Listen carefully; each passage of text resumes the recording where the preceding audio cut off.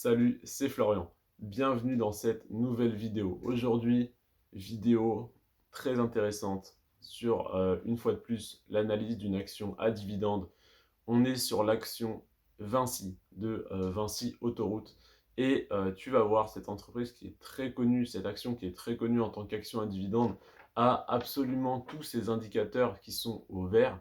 Et il n'y a pas un seul point négatif qui me qui me ferait dire attention. On est sur l'action parfaite. On n'en voudrait que des comme ça dans son portefeuille d'actions à dividende. Donc je ne vais pas te faire poireauter plus longtemps. Je vais te donner les 5 critères sur lesquels j'analyse les actions à dividende. C'est parti.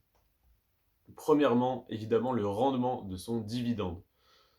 En deuxième, la croissance de l'action sur les 10 dernières années. Ensuite, les années de versement consécutif du dividende pour s'assurer de la fiabilité de l'action.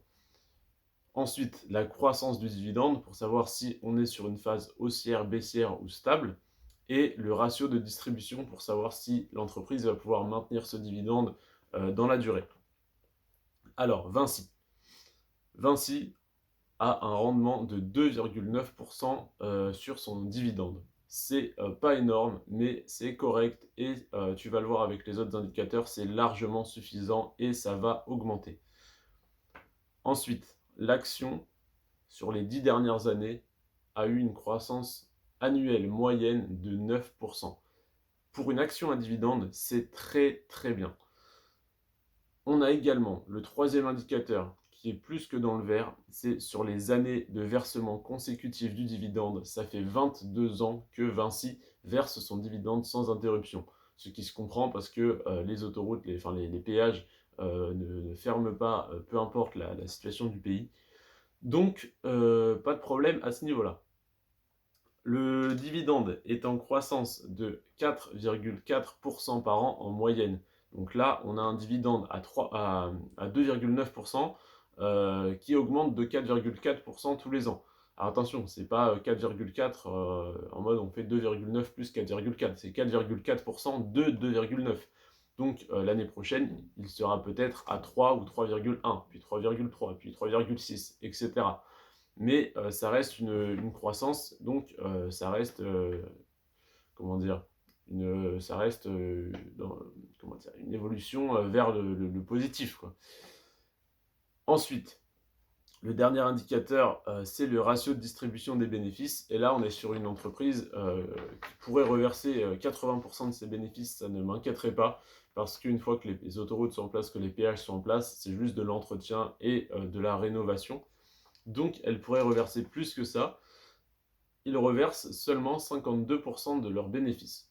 Donc, les 4,4% de croissance du dividende sont largement faisables, car ils ne sont qu'à 52% de ratio de distribution.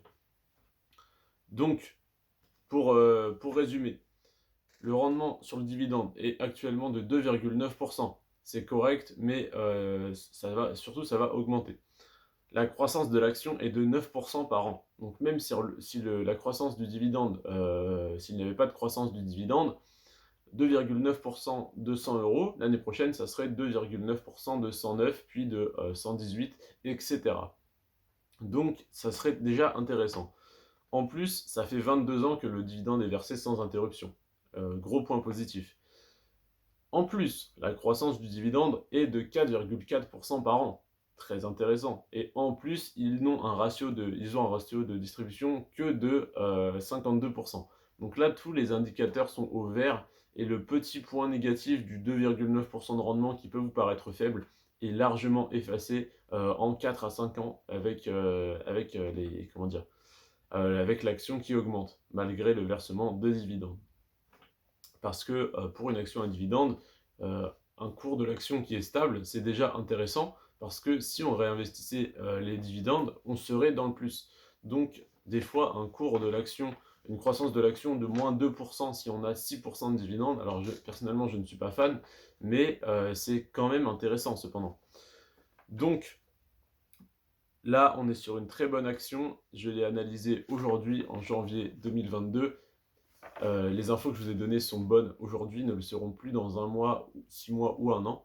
Donc, faites vos propres recherches sur Boursorama et sur rendementbourse.fr. Et surtout, je ne suis pas conseiller financier, je ne donne pas de conseils en investissement. Voilà, faites vos propres recherches, n'investissez que sur des produits financiers que vous comprenez, etc., etc. Sur ce, les amis, prenez soin de vous et de vos finances. Ciao!